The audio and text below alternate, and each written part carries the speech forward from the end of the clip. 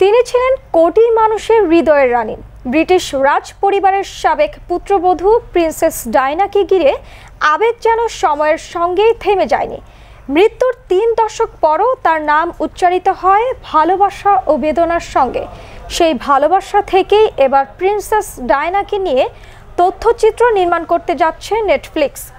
Prince Harry ও মেগান মার্কেলের সঙ্গে বিষয়টি নিয়ে ইতিমধ্যেই আনুষ্ঠানিক আলোচনা হয়েছে বলে আন্তর্জাতিক গণমাধ্যম সূত্রে জানা গেছে। তথ্যচিত্রটির নির্মাণ কাজ শুরু হবে শিগগিরই।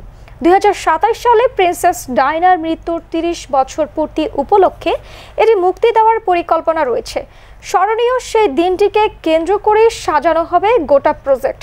১৯৯৭ সালের ৩১শে আগস্ট ফ্রান্সের প্যারিসে এক মর্মান্তিক সড়ক দুর্ঘটনায় প্রাণ হারান প্রিন্সেস ডায়না। তখন তার ছোট ছেলে প্রিন্স হ্যারির বয়স ছিল মাত্র ১২ বছর। মা হারানোর যন্ত্রণা এখনো বয়ে বেড়ান তিনি। হ্যারি একাধিকবার জানিয়েছেন, মায়ের মৃত্যু আমাকে বদলে দিয়েছে, সেই শূন্যতা আজও ঘিরে রাখে আমাকে। এই তথ্যচিত্র যেন শুধু একটি স্মরণ নয়, বরং মায়ের প্রতি এক আবেগঘন শ্রদ্ধাজ্ঞা, এমনটাই মনে করছেন রাজ পরিবার ও তাদের অনুসারীরা।